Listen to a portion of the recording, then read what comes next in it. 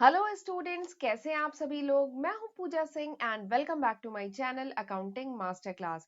And this is the 7th lecture. ये हमारा 7वां लेक्चर है of our 1000 MCQ series for all banking examination.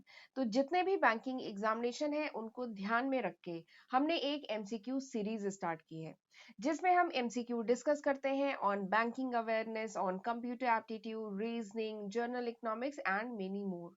और मुझे पूरी उम्मीद है कि ये जो एमसीक्यू सीरीज है आपके लिए काफी हेल्पफुल रहेगी। ओके, तो चलिए फिर जल्दी से हम आज का लेक्चर स्टार्ट करते हैं। क्वेश्चन 31। तो लास्ट के जो 30 क्वेश्चन है वो मैं पिछले 6 लेक्चर्स में डिस्कस कर चुकी हूँ। आज हम क्वेश्चन नंबर 31 से स्टार्ट करेंगे। तो क्वेश्चन है, the reserve bank of India has propose 4-tier banking structure as opposed to the existing 2-tier model in order to enhance competition and finance higher growth in the country. Which of the following will not come under the third tier of proposed system?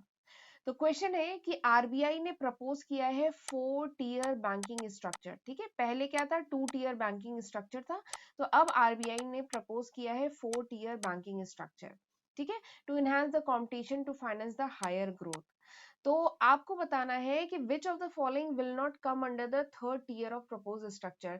ये जो structure RBI ने नया propose किया है उसके जो third tier है उसमें कौन सा इसमें से कौन से बैंक उसमें नहीं आते हैं। ठीक है, आपको 4 ऑप्शन दिया गया है। पहला है old private sector bank, regional rural bank, multi state urban cooperative bank, branch of foreign banking India and none of these. तो ये 5 ऑप्शन आपको दिए गए हैं। आपको बताना है कि थर्ड टीयर में कौन, जो थर्ड टीयर है बैंकिंग स्ट्रक्चर का उसमें कौन से बैंक नहीं आते हैं। इन पांचों में से कौन से बैंक नहीं आते हैं। This is your question. ठीक है, तो इस क्वेश्चन को करने से पहले आपको जरा जो आरबीआई ने जो नया बैंकिंग स्ट्रक्चर, जो 4-tier बैंकिंग स्ट्रक्चर जो प्रपोज किया है वो आपको पता होना चाहिए। तभी तो आप इसका सोल्यूशन कर पाएंगे कि फर्स्ट ईयर में कौन से बैंक आते हैं, सेकेंड ईयर में कौन से आते हैं, थर्ड ईयर में, फोर्थ ईयर में कौन से आते हैं। तभी आप उसका इस क्वेश्चन का आंसर कर पाएंगे। ठीक है, और इस बार पूछा गया है थर्ड ईयर, लेकिन क्या पता आपके एग्जाम में फोर्थ ईयर पूछ ले, सेकेंड ईयर पूछ ले, तो आपको सारे ही पता होने चाहिए। ठीक है, तो चलिए मैं आपको बता देती हूँ डिटेल में पहले, फिर आप इसका आंसर खुद ही कर लेंगे कि आरबीआई ने जो 4-tier बैंकिंग स्ट्रक्चर प्रपोज किया था। ठीक है, तो उसके फर्स्ट ईयर में क्या आता था, फर्स्ट ईयर में आते हैं 3 से 4 जो है लार्ज इंडियन बैंक आते हैं। इसमें फर्स्ट ईयर में 3 से 4 लार्ज इंडियन बैंक आते हैं जिनकी डोमेस्टिक एंड इंटरनेशनल प्रेजेंस है। ठीक है, along with branches of foreign bank in India. जो फॉरेन बैंक है जिनकी ब्रांचेस इंडिया में है वो भी इसमें आते हैं फर्स्ट ईयर में। ठीक है, फॉरेन बैंक जिसकी ब्रांचेस इंडिया में है वो भी फर्स्ट ईयर में आते हैं। ठीक है, तो this is first year. Second year में क्या आते हैं, सेकेंड ईयर में मिड साइज बैंक आते हैं।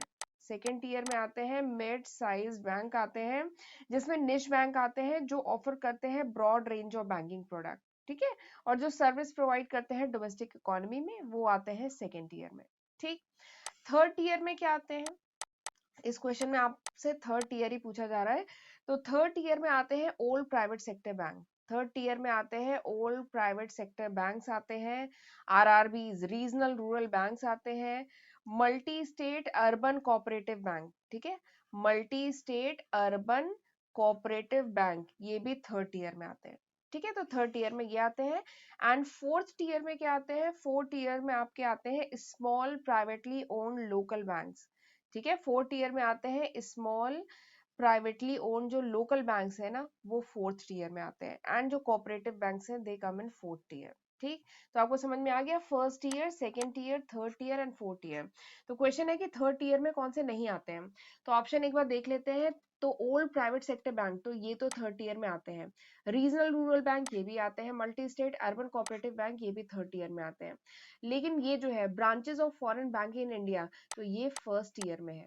ठीक है, ये जो branches of foreign bank in India है ये किस में आता है, फर्स्ट ईयर में आते हैं। तो ये थर्ड ईयर में नहीं है। तो यानी आंसर क्या होगा, option D is the correct answer. आपसे पूछा गया है थर्ड ईयर में कौन सा नहीं आता है, तो branches of foreign bank in India ये नहीं आता है, ये फर्स्ट ईयर में आता है। ठीक है, एंड नन ऑफ दिस तो होगा ही नहीं। ठीक है, तो option D is the correct answer. चलिए अगले क्वेश्चन पे चलते हैं। क्वेश्चन है कि as we know that the commercial bank accept deposit from the public, जैसा कि हम जानते हैं कॉमर्शियल बैंक डिपॉजिट एक्सेप्ट करता है from the public, what do bank do with this money? अब वो उस जो डिपॉजिट एक्सेप्ट करता है उस पैसे का कॉमर्शियल बैंक क्या करता है, दिस इज द क्वेश्चन। ठीक है, ऑप्शन क्या है? पहला ऑप्शन है कि this is a type of credit creation, ये एक तरीके का क्रेडिट क्रिएशन है, bank give this on loan, bank इसको लोन के फॉर्म में दे देता है, ये पहला ऑप्शन है। दूसरा ऑप्शन क्या है? This is an income for the bank, क्या ये बैंक के लिए इनकम है? तो ये तो एकदम नहीं है, बैंक के लिए ये इनकम नहीं है, बैंक इंटरेस्ट से कमाता है। ठीक है, बैंक जो इंटरेस्ट मिलता है वो उसकी अर्निंग है। ठीक है, तीसरा ऑप्शन क्या है? Bank give this money directly to the government for development project, bank इस पैसे को, जो भी डिपॉजिट एक्सेप्ट होता है, बैंक इस पैसे को डेवलपमेंट प्रोजेक्ट के लिए गवर्नमेंट को दे देता है। नहीं, ये भी नहीं होता है। अगला क्या है? क्या bank deposit this money is deposited with RBI, bank इस पैसे को आरबीआई को डिपॉजिट कर देता है, जिसके बदले में बैंक को क्या है? इंटरेस्ट मिलता है। ये ऑप्शन है, तो ऐसा भी तो नहीं होता है बैंक के इस पैसे को आरबीआई को डिपॉजिट करता है, ये भी ऑप्शन नहीं है। एंड नन ऑफ दीज, ठीक है, तो नन ऑफ दीज भी नहीं है।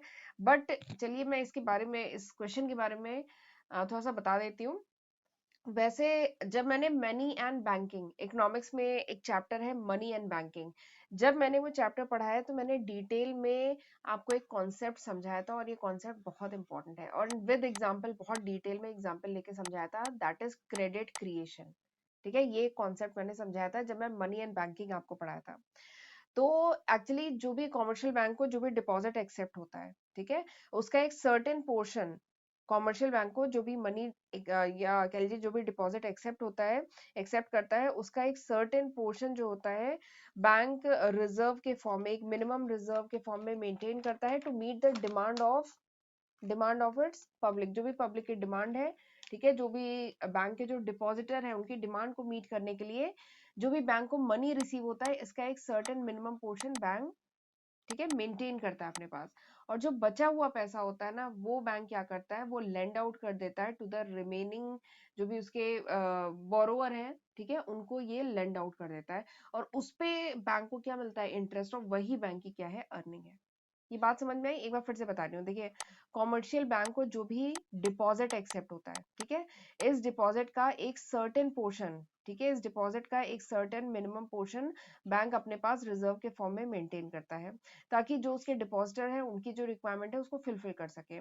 और जो बचा हुआ अमाउंट है वो बैंक क्या कर देता है? वो लेंड आउट कर देता है, वो लोन के फॉर्म में देता है। ठीक है, और यही लोन फिर क्या होता है? बाकी जो बोरोवर है, जिसने लोन लिया है, उसके अकाउंट में क्रेडिट हो जाता है। तो ये साइकिल चलती रहती है, तो ये एक टाइप का क्या है? क्रेडिट क्रिएशन, इसी को कहते हैं क्रेडिट क्रिएशन। तो ये बहुत डिटेल में मैंने विद एग्जांपल उस वीडियो में समझाया है, तो आप एक बार उसको रेफर कर सकते हैं। तो बेसिकली ये जो बैंक को जो डिपॉजिट एक्सेप्ट होता है ना, तो ये this is a type of credit creation, ये एक तरीके का क्रेडिट क्रिएशन है, और बैंक इसको लोन के फॉर्म में देता है दूसरे बोरोवर को। तो इस पे जो इंटरेस्ट मिलता है, that is the earning for the bank, वो बैंक की अर्निंग है। ठीक है, और ये जो कॉन्सेप्ट है ये क्या है? क्रेडिट क्रिएशन, इसको क्रेडिट क्रिएशन कहते हैं। तो अब मेरे ख्याल से आपको आंसर समझ में आ गया होगा, option A is the correct answer, option A ये करेक्ट आंसर है। चलिए आगे बढ़ते हैं, अगला क्वेश्चन क्या है? Which bank has launched India's first internationally listed certified green bond to finance climate change solution around the world at London stock exchange? तो क्वेश्चन है कि इन बैंक्स में कौन सा बैंक है जिसने इंडिया का पहला internationally listed certified green bond launch किया है? इनमें से किस बैंक ने इंडिया का पहला सर्टिफाइड ग्रीन बॉन्ड लॉन्च किया है? ठीक है, ग्रीन बॉन्ड होता है, देखिए नाम से ही समझ में आ रहा है, ग्रीन बॉन्ड यानी ये एक टाइप का फिक्स्ड, कह लीजिए income, fix income financial instrument होता है, जिसमें जो फंड रेज किया जाता है, it is use for environmental purpose, for positive environmental purpose, for climatic benefit के लिए इसका जो इससे जो फंड रेज किया जाता है उसको यूज किया जाता है, तो that is called green bond. तो आपको बताना है इसमें से कौन सा बैंक है जिसने इंडिया का पहला internationally listed certified green bond launch किया। ठीक है, कहां पर? At London stock exchange. ठीक है, तो वो आपको बताना है। ऑप्शन है Yes bank, ICIC bank, Axis bank, HDFC. ठीक है। तो आपको मैं बता देती हूँ कि 2016 में एक्सिस बैंक जो है उसने लॉन्च किया था। ठीक है, 2016 में एक्सिस बैंक ने लॉन्च किया था ग्रीन बॉन्ड, और उसके थ्रू एक्सिस बैंक ने रेस किया था $500 मिलियन। $500 मिलियन रेस किया था एट लंदन स्टॉक एक्सचेंज। ठीक है, 2016 में एक्सिस बैंक ने रेस किए थे $500 million at London stock exchange. ठीक है, और एक्सिस बैंक ने लॉन्च किया है इंडिया का पहला इंटरनेशनली सर्टिफाइड ग्रीन बॉन्ड। ठीक है, ताकि वो पॉजिटिव इन्वायरमेंटल बेनिफिट के लिए, ठीक है, इन्वायरमेंटल चेंज सॉल्यूशन के लिए अराउंड द वर्ल्ड वो काम कर सके। ठीक है, और एक्सिस बैंक ने कहा था कि इस बॉन्ड के थ्रू जो भी प्रोसीडिंग्स है, जो भी फंड रेज हुआ है, वो इन्वेस्ट करेगा इन ग्रीन एनर्जीज। ठीक है, किसमें इन्वेस्ट करेगा? इन green energy, in transportation, in infrastructure project. ठीक है, एंड लंदन स्टॉक एक्सचेंज में क्यों? क्योंकि लंदन स्टॉक एक्सचेंज जो है it's a world leader in green bond listing. London stock exchange में क्यों किया? क्योंकि लंदन स्टॉक एक्सचेंज जो है वो वर्ल्ड लीडर है इन ग्रीन बॉन्ड लिस्टिंग। और ग्रीन बॉन्ड क्या होते हैं? ग्रीन बॉन्ड वो कह लीजिए फिक्स्ड इनकम फाइनेंशियल इंस्ट्रूमेंट होता है जिनका यूज किया जाता है फॉर पॉजिटिव इन्वायरमेंटल बेनिफिट के लिए। ठीक है, इन फंड से जो इन बॉन्ड से जो फंड रेज होता है उसका यूज किया जाता है। तो मेरे ख्याल से अब आपको आंसर समझ में आ गया है, option C is the correct answer. Right, चलिए अगले क्वेश्चन पे चलते हैं। अगला क्वेश्चन है कि what is the full form of the term PMI. ये जो टर्म है पीएमआई, इसका फुल फॉर्म क्या है? बताया गया है कि पीएमआई क्या है? It is an indicator of business activity both in the manufacturing and service sector. ठीक है, पीएमआई क्या है? पीएमआई एक इंडिकेटर है कि बिजनेस एक्टिविटी कैसी हो रही है in manufacturing and service sector. Manufacturing and service sector में बिजनेस एक्टिविटी कैसी चल रही है, इसका एक इंडिकेटर है पीएमआई। ठीक है, तो आपको बताना है कि what is the full form of PMI. PMI का फुल फॉर्म क्या है? ऑप्शन दिए गए हैं purchasing monitor index, purchasing management index, purchasing market index, purchasing manager index and none of these. ठीक है, तो आपको बताना है कि what is the full form of PMI. ठीक, तो सबसे पहले मैं आपको थोड़ा सा पीएमआई के बारे में बता देती हूँ, तो आप खुद ही इसका आंसर कर लेंगे। ठीक है, तो वैसे तो क्वेश्चन में बताया गया है कि पीएमआई क्या है? It's an indicator of business activity. ठीक है, मैन्युफैक्चरिंग सेक्टर, सर्विस सेक्टर में जो भी बिजनेस एक्टिविटी है उसका एक इंडिकेटर है पीएमआई। तो पीएमआई क्या है? This is an index. ये जो है इंडेक्स है, वही इंडेक्स जो आपने स्टैट्स में पढ़ा है। ठीक है, तो पीएमआई क्या है? ये एक इंडेक्स है ऑफ प्रिवेलिंग, जो बताता है डायरेक्शन ऑफ इकोनॉमिक ट्रेंड, कि इकोनॉमिक ट्रेंड कैसा है मैन्युफैक्चरिंग एंड सर्विस सेक्टर में। ठीक है, और ये जो इंडेक्स है समराइज करता है कि जो मार्केट कंडीशन है। अब ये खास बात है, ये जो इंडेक्स है पीएमआई, ये समराइज करता है कि जो market condition as viewed by purchasing manager. ठीक है, ये खास बात है, as viewed by purchasing manager, यानी परचेजिंग मैनेजर की नजर में जो मार्केट कंडीशन है इट इज एक्सपेंडिंग, वो एक्सपेंड कर रही है, या स्टेइंग द सेम यानी कांस्टेंट है, या कॉन्ट्रैक्ट कर रही है। ठीक है, परचेजिंग मैनेजर की नजर में पीएमआई बताता है, ये समराइज करता है, ये इंडेक्स बताता है कि परचेजिंग मैनेजर की नजर में, ये खास बात है यहाँ पे, ये जो टर्म है परचेजिंग मैनेजर, कि परचेजिंग मैनेजर की नजर में जो इकोनॉमिक ट्रेंड है दैट इज एक्सपेंडिंग, वो फैल रही है, स्टेइंग कांस्टेंट या कॉन्ट्रैक्ट कर रही है। ठीक है, तो दिस इज पीएमआई। पीएमआई बताता है कि परचेजिंग मैनेजर की नजर में इकोनॉमी एक्सपेंड कर रही है, कॉन्ट्रैक्ट कर रही है, कि रिमेनिंग कांस्टेंट। तो बेसिकली ये जो पीएमआई है इससे पता चलता है information about the current and future business condition, यानी अभी और फ्यूचर में कैसी बिजनेस कंडीशन रहेगी उसके बारे में इंफॉर्मेशन मिलती है, जो कंपनी के जो डिसीजन मेकर है, कंपनी के जो एनालिस्ट हैं, या कंपनी के जो इन्वेस्टर्स हैं उनके लिए काफी यूजफुल है। ठीक है, तो अब मेरे ख्याल से आप इसका आंसर कर सकते हैं।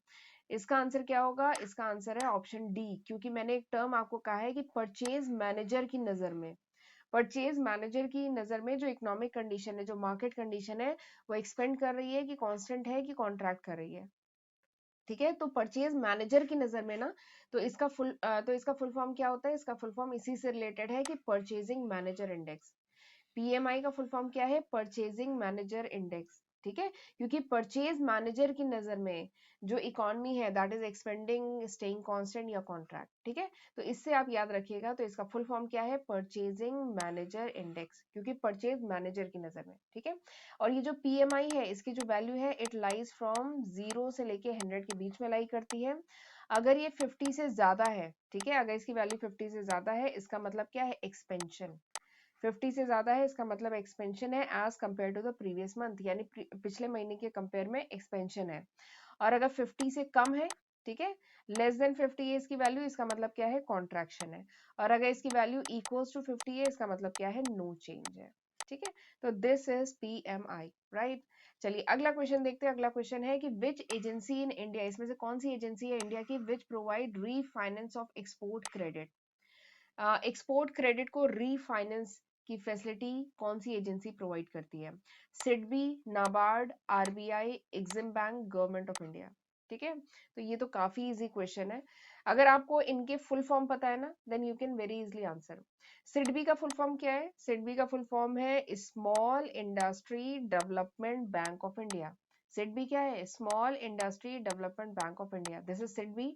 नाबार्ड क्या है, देखिए तो नाम से समझ में आ गया, यानी स्मॉल इंडस्ट्रीज के लिए बेसिकली काम करता है सिडबी, ठीक।